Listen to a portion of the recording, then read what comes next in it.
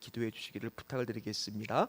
이제 말씀을 듣도록 하겠습니다. 아마 십계명을 우리 귀한 성도님들, 아마 중직자분들뿐만 아니라 많은 성도님들이 외우실 거예요. 주일학교 때도 이제 보통 외우라고 시키니까. 그러면 보통 9번째 계명을 딱 줄여서 뭐라고 보통 외워요?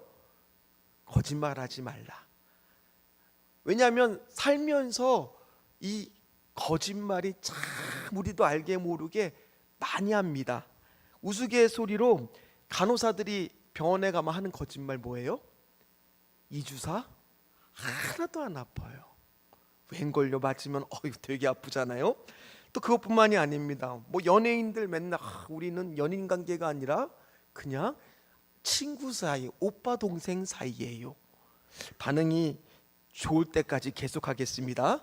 장사꾼들은 이거 팔 때 남는 거 하나도 없고 미치고 파는 거라고 그런 말 하잖아요. 정치인들은 유머니까 당선되면 열심히 일하겠습니다. 아직까지는 더 해야 될 것 같아요. 여자분들은 어때요? 만나면 왜 이렇게 이뻐졌니? 네, 그럴 줄 알았습니다. 이런 말 보통 하잖아요. 근데 그것이 어떻게 보면은 약간은 우리가 거짓말이 그 안에 들어가지만 하는 사람이나 듣는 사람이랑 어떤 해악을 끼치는 것들이 아니라 어느 정도 우리가 알고 있는 것들이기 때문에 보통은 이거를 거짓말이라고는 많이 생각하지 않습니다. 얼마나 사람들이 그런데 생각보다 거짓말을 하면 책 제목마저도 사람들은 8분마다 거짓말을 한다라는 책 제목이 있어요. 그러니까 우리가 일상생활에서 말을 하다 보면은 8분마다 거짓말을 한다는 겁니다. 여기 계신 분들은 아마 나는 아닐 거야. 그러나 우리가 계속 십계명 말씀을 물론 띄엄띄엄 보기는 했지만 그걸 보면서 느꼈던 것은 나는 아닌 줄 알았는데 나는 생각보다 십계명의 계명을 어길 때도 있었다라는 것을 우리가 깨닫게 되잖아요. 2002년도에 미국 매사추세츠 대학교 심리학과 로버트 헬드만 교수가 2명씩 짝을 지어서 3개 조로 나누어서 실험을 해보았습니다. 실험 조건은 이거였어요. 자기소개를 10분 동안 다른 사람한테 해야 됩니다. 그런데 첫 번째 조한테는 자기의 소개를 할 때 그 상대방이 좀 호감을 느낄 수 있도록 그렇게 자기소개를 하라고 이렇게 지시를 내렸고요. 2번째 조한테는 상대방한테 자신의 능력이 많음을 좀 자랑할 수 있도록 그렇게 좀 자기소개를 하라고 그랬고요. 3번째는 아무 조건도 이제 대조군이기 때문에 주지 않았습니다. 그리고 나서 실험 결과를 했는데 그 영상을 몰래 녹화를 한 거예요. 그리고 나서 그 영상을 그 사람들한테 다시 틀어주니까 그 사람들이 깜짝 놀랐다는 거예요. 지금 저 아이가 목이 맨 것처럼 깜짝 놀란 거예요. 왜 놀랐냐? 자기도 모르는 사이 그렇게 거짓말을 많이 한 줄을 몰랐다는 겁니다. 왜냐하면 참가자들 중에서 상대방한테 호감을 보이기 위해서 10분 동안 약 2개의 거짓말을 했었고요.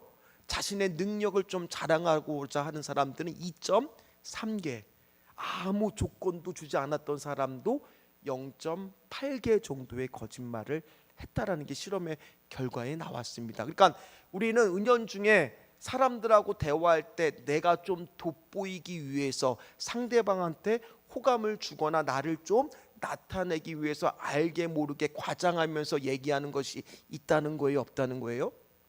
있다는 거예요. 또 하나는 바로 뭐냐?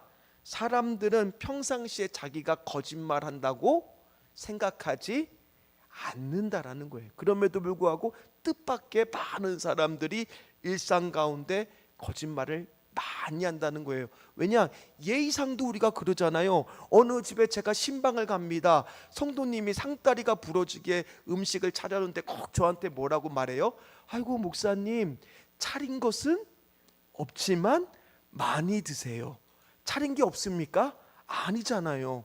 근데 그게 우리가 다 알잖아요. 예의상 하는 거짓말. 그럼 저는 음식을 먹고 나서 물론 어떨 때 다 맛있지 않을 수도 있지만 거기다 대고 솔직히 말하니까 맛이 되게 없네요. 그렇게 말하는 사람 목사님은 있어요?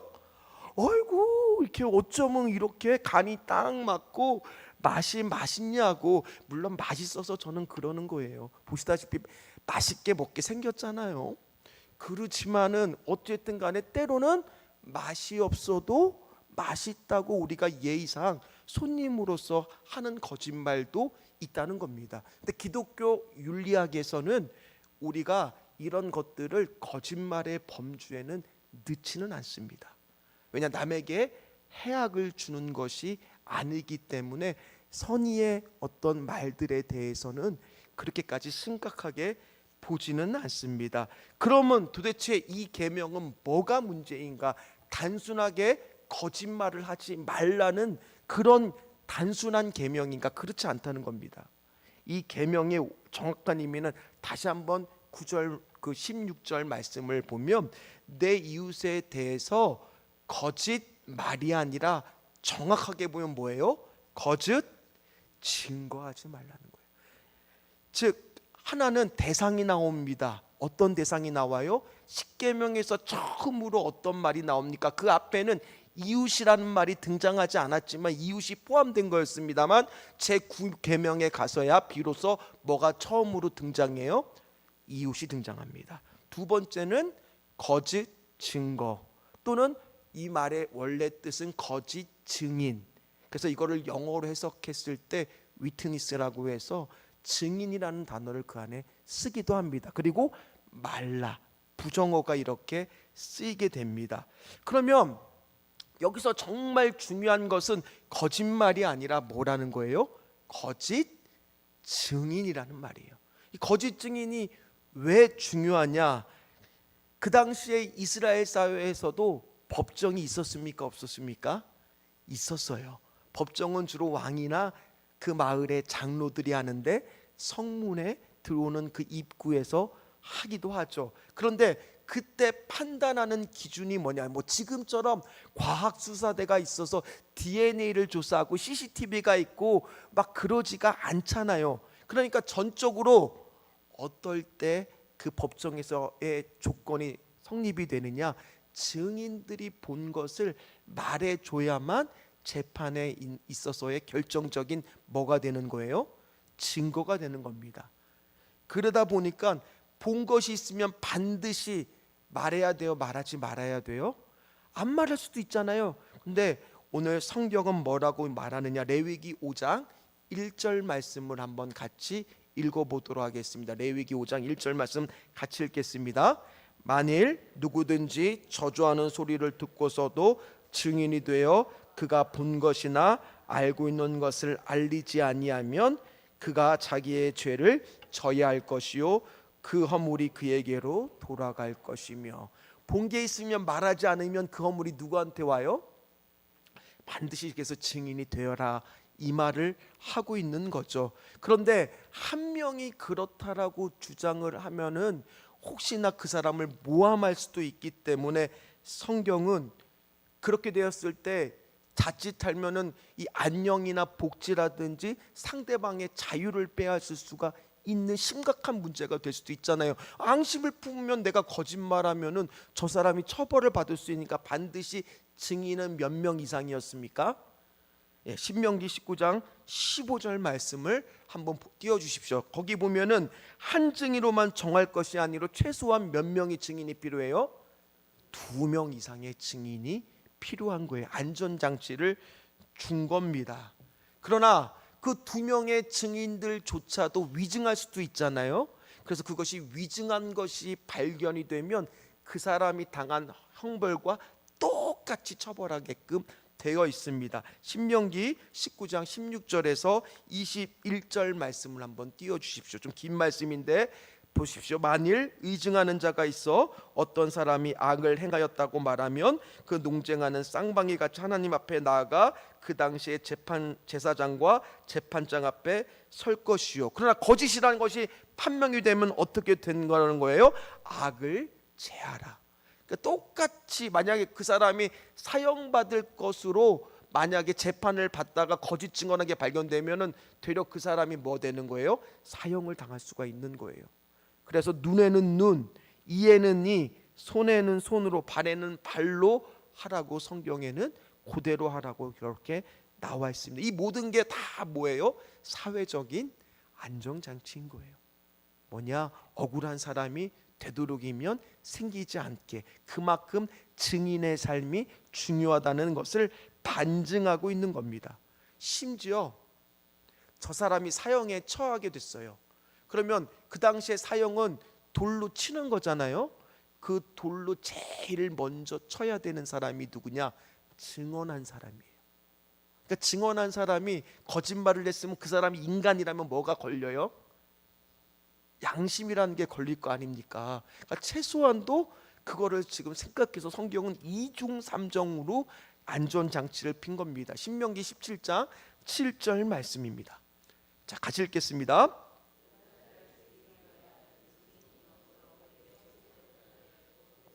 손을 댈지니라 너는 이와 같이 하여 너희 중에서 악을 제할지니라. 자, 그럼에도 불구하고 성경에는 거짓 증인들이 나타나는 것들이 등장할까요? 등장하더라는 거예요.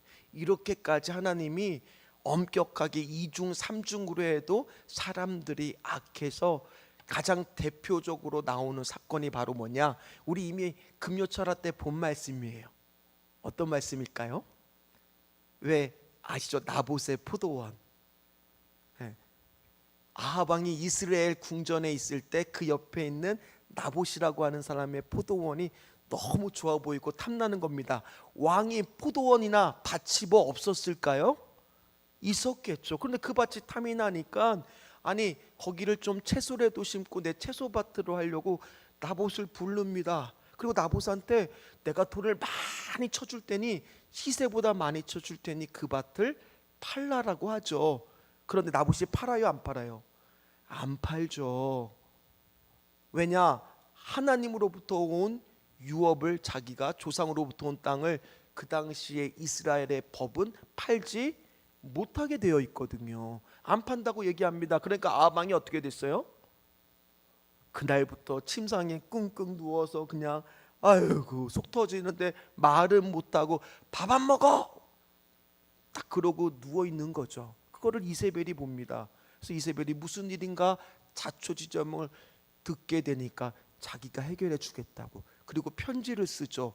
바로 나봇이 사는 성읍의 불량자 두 사람을 섭외해서 나봇을 죽이지 않으면 너희 마을을 마치 다 쓸어버리겠다라는 식의 말을, 뉘앙스를 풍기게 되고, 그러니 어쩔 수 없이 그 마을의 불량자 두 사람이 바로 이 나봇이 하나님을 모독하고 왕을 모독했다는 거짓말을 해서 나봇뿐만 아니라 그 아들들까지 다 목숨을 앗아가잖아요.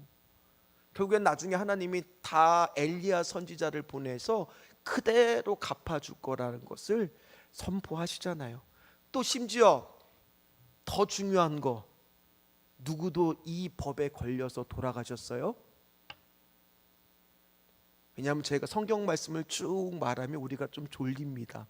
그래서 제가 이렇게 중간중간에 묻는 거예요. 자, 이 두 증인의 법에 걸렸던 가장 억울했던 분 누구실까요? 예수님이잖아요. 예수님도 어떠셨습니까?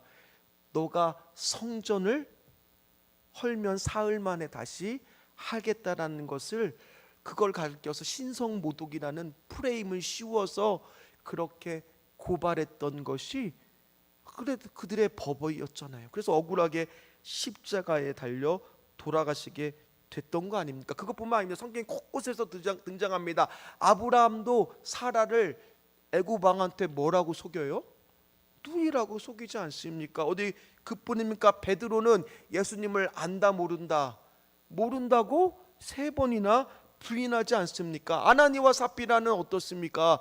분명히 이 판돈이 다라고 사도들한테 거짓말을 합니다. 성경은 이런 거짓말에 대해서 뭐라고 말해요? 엄격하게 벌하고 있다는 거예요. 거짓 증인 하고 있다는 얘기예요. 왜요? 오늘 9장에 가서 어떤 단어가 딱 등장하고 있다고요? 이웃이요. 누구를 보호하기 위해서예요? 우리의 이웃들을 보호하기 위해서라는 겁니다. 그렇다고 예외가 하나도 없느냐? 성경에는 또 거짓말을 했는데 그것이 하나님께 칭찬받는 경우도 있을까요? 누가 그랬을까요? 여러 경우가 있겠지만은 바로 뭐가 있었냐? 히브리 산파들이 사내 남자아이를 죽이라고 했을 때 가자마자 히브리 여인들이 어찌나 건강한지 가기도 전에 벌써 다 나았다고 거짓말하는 것을 가리켜 하나님이 히브리 산파들한테 은혜를 베푼다라고 성경은 나옵니다. 그것뿐만이 아닙니다. 라합이라고 하는 여자는 어떻습니까? 정탐꾼들을 숨겨주는데 거짓말해요, 안 합니까?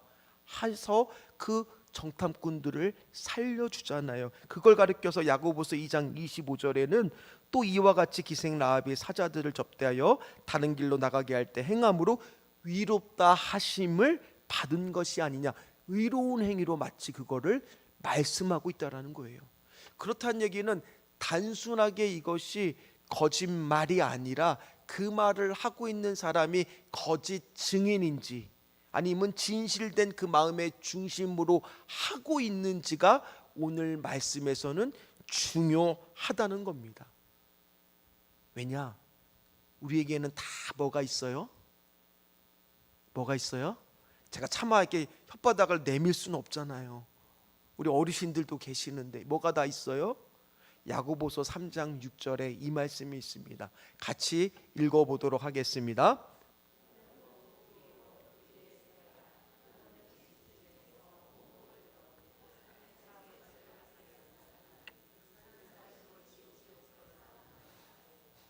야고보서는 분명히 우리의 혀를 조심하라고 이렇게까지 무섭게 하나님의 말씀을 하고 있는 겁니다. 왜 그럴까요? 자, 한번 생각해 보세요. 관계가 깨지는 거, 신뢰가 깨지는 거 다 보면은 뭐 때문이에요? 말 때문이잖아요. 말 때문이잖아요. 그래서 앞에서 얘기한 유모나 때로는 우리가 인사치레로 예의상하는 거짓말도 계속하다 보면 사람이 신뢰가 떨어지고 진실성이 떨어져요. 그래서 그런 것들조차도 오늘 성경은 조심하라는 거예요. 되도록이면 다른 사람의 생명을 살려야 되고 복음을 위한 것들 외에는 그 중심에 그런 것들 외에는 우리는 어떤 사람이 되어야 된다는 거예요?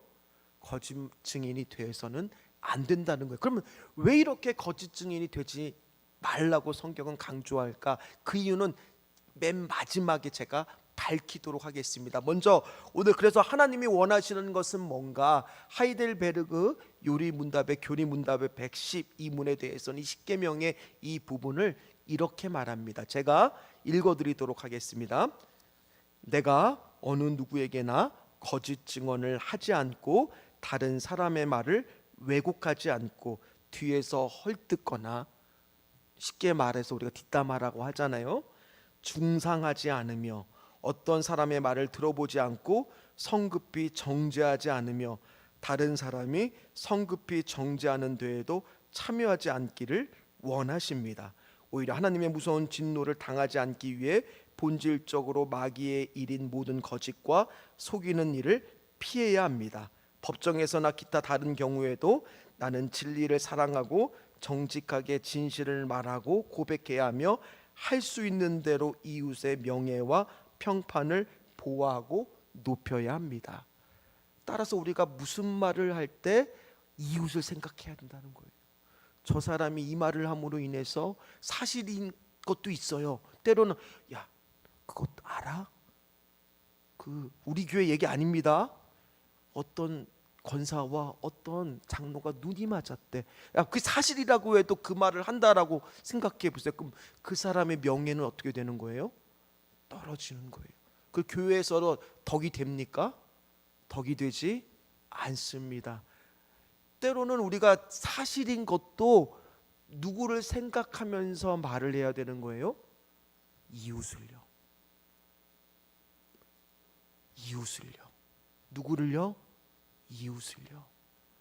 오늘 성경은 그거를 굉장히 강조하고 있다는 겁니다.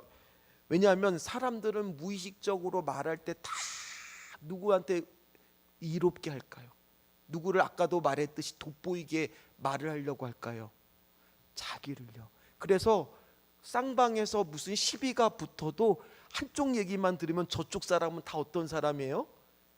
나쁜 놈이 아주 그냥 어떻게 그럴 수가 있느냐. 근데 이쪽 얘기를 들어보잖아요. 그러면 이쪽 사람이 나쁜 놈.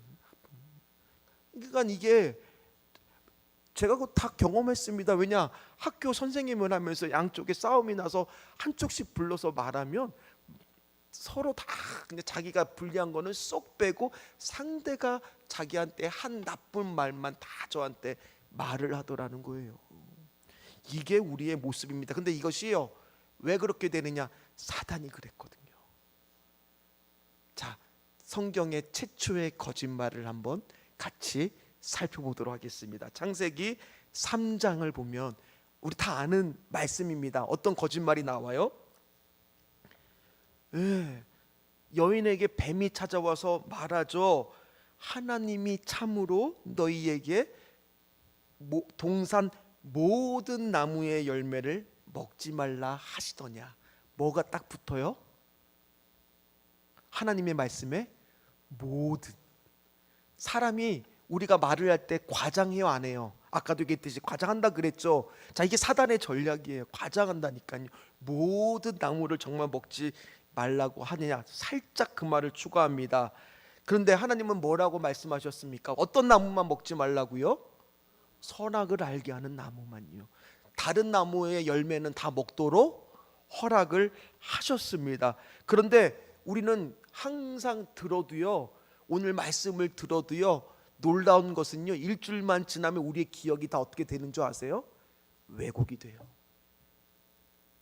똑같은 사건을 그때 얘기한 걸 녹음하고 일주일 가서 다시 말하라고 하면 이게 모든 하나님이 모든이라고 한 거 아닌가? 이렇게 헷갈린다니까요. 이게 우리의 모습이 연약한 모습이라는 겁니다. 그래서 그 하와는 대답을 합니다. 동산 나무의 열매는 우리가 먹을 수 있으나 동산 중앙에 있는 나무의 열매는 하나님의 말씀에 먹지도 말고. 여기까지 잘 기억했는데 다음에 하와가 어떻게 대답했냐면 만지지도 말고. 자, 하나님이 만지지 말라는 말씀 하셨을까요? 안 하셨거든요. 그런데 기억이 왜곡된다니까요.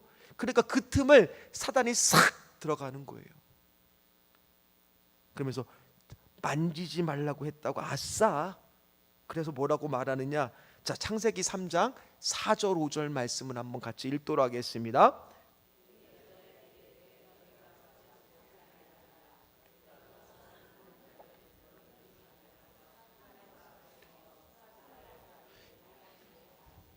분명히 죽는다고 했는데 사단은 뭐라고 말해요? 하나님 말씀을 완전히 바꿔서 죽지 아니하리라. 근데 여자는요, 이미 기억이 왜곡이 되니까 그랬나 헷갈리기 시작하면서 그냥 넘어가 버린다라는 거예요. 이게 그래서 이 땅 가운데 뭐가 들어와요? 죄가 들어오게 된 겁니다. 따라서 오늘 우리는요, 말을 할 때 항상 생각해야 돼. 이게 이웃을 생각하는 말인가? 내 이웃의 명예가 높아지는 말인가? 우리 목사님이 이 말을 들었을 때 좋아지는 말인가? 교회가 세워지는 말인가? 우리 장로님이 이 말을 들었을 때 덕이 되는 말인가? 하나님이 영광을 받으실까? 예수님이 기뻐하실까? 그 말 아닌 것은요, 교회에서 하지 않으시기를 주의 이름으로 부탁을 드립니다. 반대로 그런 말들은 우리가 해야죠. 그럼 그 말은 어떤 말이냐? 특별히 우리는 주변에 보면은 이런 말 때문에 상처받은 영혼들이 얼마나 많습니까? 한 사람 전도하기도 어려운데 그 말로 인한 상처로 교회에 대해서 떠나서 그분이 다른 교회를 가면 그래도 다행인데 신앙을 떠나면 하나님 앞에서 한 영혼을 데리고 와서 전도하는 사람이 되어야 될 텐데 그러지도 못하고 한 영혼을 실족하는 사람이 되어서는 되겠습니까? 안 되겠죠. 자, 로마서 1장 28절에서 32절 말씀을 한번 띄워주십시오. 거기 보면은 어떤 말이 나오느냐? 악독이 가득한 자요, 수군수군 하는 자요, 비방하는 자요, 하나님께서 미워하시는 자요. 그러니까 우리는 하나님이 기뻐하시는 자가 되셔야 될 줄 믿습니다. 자, 우리가 한 가지 여기서 기억해야 될 것, 성경은요 부정의 말을 하지 말고 긍정의 말을 하라고 가르치는 게 아니에요. 세상은요 긍정의 말을 하라고 가르치죠. 성경은 그렇게 말하는 게 아니에요. 거짓말을 하지 말고, 거짓 증인이 되지 말고 오직 어떤 사람이 돼야 되냐, 우리가 왜 자꾸 습관적이라도 거짓말을 하지 말아야 되느냐. 우리는 오늘 어떤 사람이 돼야 되냐, 이제부터 중요한 결론입니다. 어떤 사람이 되기를 원하는 거예요? 거짓 증인이 아니라 복음의 증인. 따라해 봅니다. 복음의 증인. 어떤 증인이 되기를 원하신다고요? 복음의 증인이 돼야 돼요. 복음의 증인이 돼야 되는데 우리 입에서 아이고 그냥 남이 그냥 오늘 목사님은 뭐 헤어스타일이 이상해 막 그러면서 이런 남 얘기를 할 것이 아니라 어떤 우리 입술은 어디에 써야 돼요? 어디에 써야 돼요? 복음의 증인. 과연 그것이 예수님이 기뻐하시는가? 교회의 덕이 되는가? 이웃의 마음을 이렇게 높여주는 그런 말인가?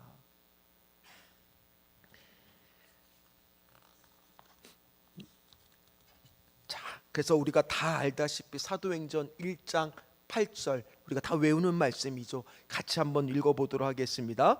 오직 성령이 너희에게 임하시면 너희가 권능을 받고 예루살렘과 온 유대와 사마리아와 땅끝까지 이르러 내 증인이 되리라 하시니라. 아멘. 우리는 오늘 복음의 증인이 되려고 부르심을 입은 자들입니다.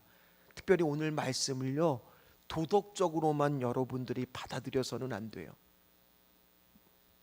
뭐냐, 이게 가능하게 하기 위해서는 우리가 예수님 안에 거하고, 내가 예수님 안에 거해야만.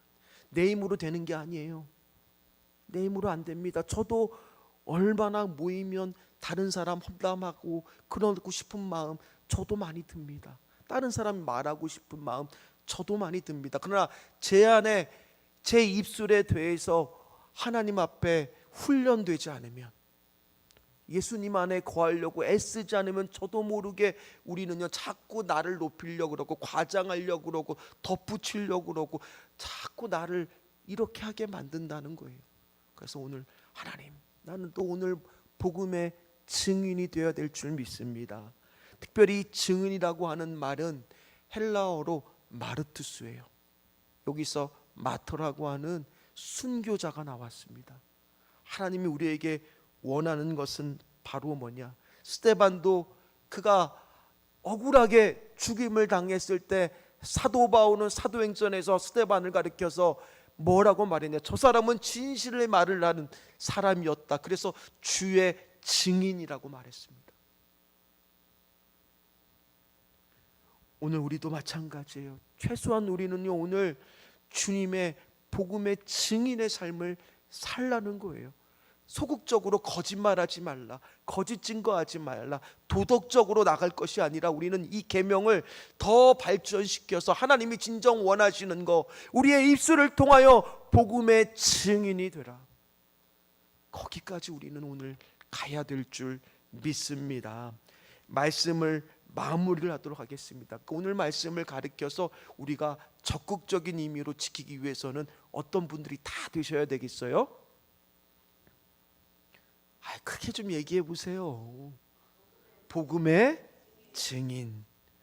그러기 위해서는 날마다 예수님 안에 거하기를 우리가 훈련받고 연습하고 우리의 입술에 파수꾼이 세워지는 것을 기도하지 않고서는요 우리는요 어쩔 수가 없어요. 연약해요.